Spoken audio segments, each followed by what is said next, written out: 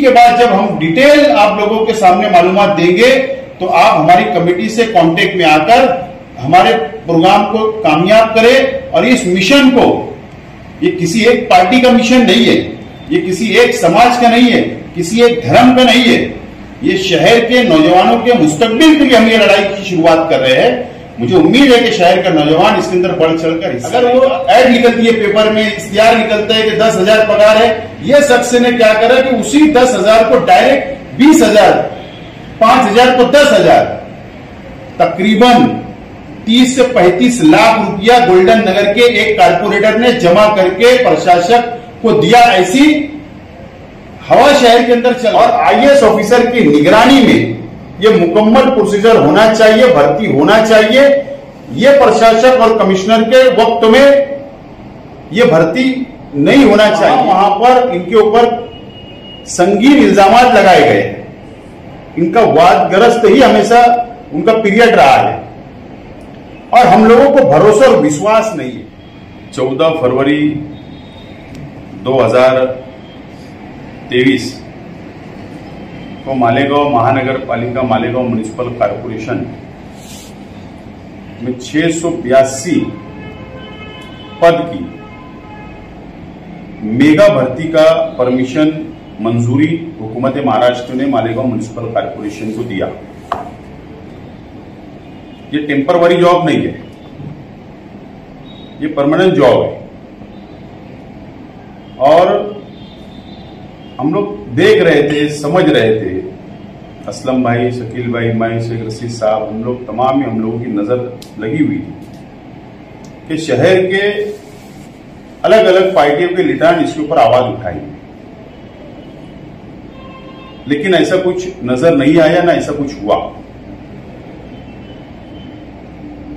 मालेगांव शहर की तारीखी भर्ती होने वाली है, इससे पहले कभी भी नहीं हुई इतनी बड़ी भर्ती। हम लोगों ने डिमांड किया है हुकूमत महाराष्ट्र से, अर्बन डेवलपमेंट डिपार्टमेंट, नगर विकास डिपार्टमेंट से, सेक्रेटरी से, महाराष्ट्र के मुख्यमंत्री से, चीफ सेक्रेटरी साहब से और डिविजनल कमिश्नर साहब से हम लोगों ने आज डिमांड किया। आज हम लोगों ने लेटर उनको मेल के द्वारा भेजा और हमने ये डिमांड की है कि प्रशासक राज में, मालेगांव म्युनिसिपल कमिश्नर के राज में या इनकी क़यादत के अंदर ये मेगा भर्ती नहीं होना चाहिए। हम लोगों ने जो कारण दिया है, जो वजह बताई है, हमारे शहर के कमिश्नर, प्रशासक साहब जहां जहां भी इससे पहले ड्यूटी पर थे, चाहे वो थाना डिस्ट्रिक्ट में रहे हो, चाहे वो नासिक डिस्ट्रिक्ट में रहे हो, या महाराष्ट्र के अलग अलग शहरों में उन्होंने जो भी ड्यूटी को अंजाम दिया, तो वहां पर इनके ऊपर संगीन इल्जाम लगाए गए। इनका वादग्रस्त ही हमेशा उनका पीरियड रहा है और हम लोगों को भरोसा और विश्वास नहीं है। किसी सियासी आदमी के दबाव में ये काम की शुरुआत हो चुकी है अंदरूनी तौर पर, और इसलिए हमने ये डिमांड किया कि हुकूमत महाराष्ट्र आईएएस ऑफिसर को मालेगांव का प्रशासक बनाकर भेजे जब तक इलेक्शन नहीं होता, और आईएएस ऑफिसर की निगरानी में ये मुकम्मल प्रोसीजर होना चाहिए, भर्ती होना चाहिए। ये प्रशासक और कमिश्नर के वक्त में ये भर्ती नहीं होना चाहिए, ये हमने डिमांड किया। हमको शक है कि अल्पसंख्यक समाज, माइनॉरिटी समाज के साथ नाइंसाफी शहर के अंदर अगर ये प्रशासक के दौर में हुआ तो हो सकती है, हमको शक है। इसके लिए चाहे वो मुस्लिम हो, चाहे वो दलित हो, अल्पसंख्यक हो, ओबीसी हो, या अदर कोई भी समाज हो, चाहे वो कोई भी जात धर्म के हो, इसके अंदर कोई जात और धर्म की बात नहीं है। लेकिन जो हकदार होंगे, जो एजुकेशन जो बच्चों के पास होगा, जो बच्चे टैलेंट होंगे, हो सकता हो गरीब हो, वो मोटी रकम ना दे सके, इसके लिए उनके साथ नाइंसाफी हो सकती।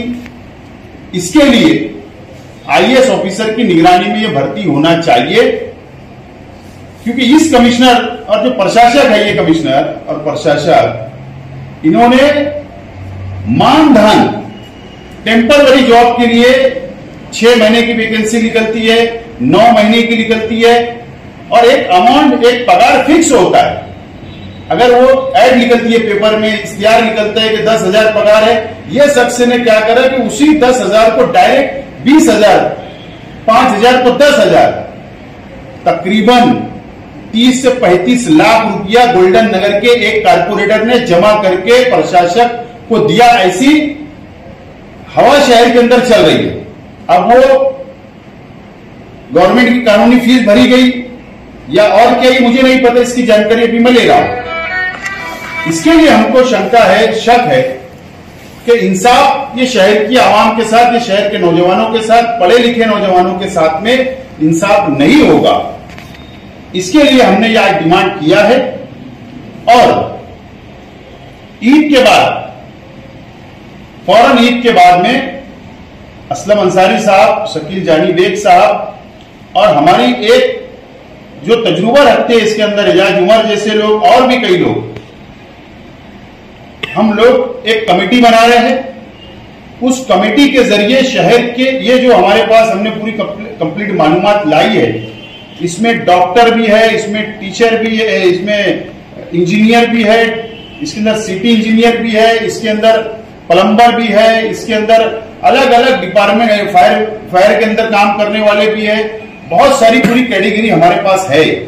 ये तमाम हमारे शहर के बच्चे अगर ये क्वालिफाइड है, इनके पास सर्टिफिकेट है, डिग्री है, तो ऐसे बच्चों को हमारी कमेटी के जरिए ईद बाद हम लोग जमा करेंगे और भर्ती की तैयारी अभी से हम लोग करवाएंगे, उनका शिविर लेंगे, उन लोगों की मदद करेंगे, और ताकि हमारे शहर के बच्चे ज्यादा से ज्यादा म्युनिसिपल कॉर्पोरेशन में उन लोगों को जॉब मिले, नौकरियां मिले सरकारी, ये हमारी अपनी कोशिश होगी। इसके लिए मैं शहर के नौजवानों से, शहर की आवाम से अपील करता हूं कि ईद के बाद जब हम डिटेल आप लोगों के सामने मालूमात देंगे, तो आप हमारी कमेटी से कांटेक्ट में आकर हमारे प्रोग्राम को कामयाब करें। और इस मिशन को, ये किसी एक पार्टी का मिशन नहीं है, ये किसी एक समाज का नहीं है, किसी एक धर्म का नहीं है, ये शहर के नौजवानों के मुस्तकबिल के लिए हम ये लड़ाई की शुरुआत कर रहे हैं। मुझे उम्मीद है कि शहर का नौजवान इसके अंदर बढ़ चढ़कर हिस्सा लेगा। अगर ये लेटर देने के बाद भी हमारी डिमांड को नहीं माना गया, तो ईद के बाद में नौजवानों के साथ में पढ़े लिखे नौजवान जिनके पास डिग्रियां हैं, जो जॉब की तलाश में है, जो बेरोजगार है, उनको लेकर एक बहुत बड़ा एहतजाज ये शहर के अंदर किया जाएगा। आज की प्रेस कॉन्फ्रेंस मुख्तसर मैं आज आप लोगों को इस मौके के ऊपर ये बोलना चाहता हूं, ये ऐलान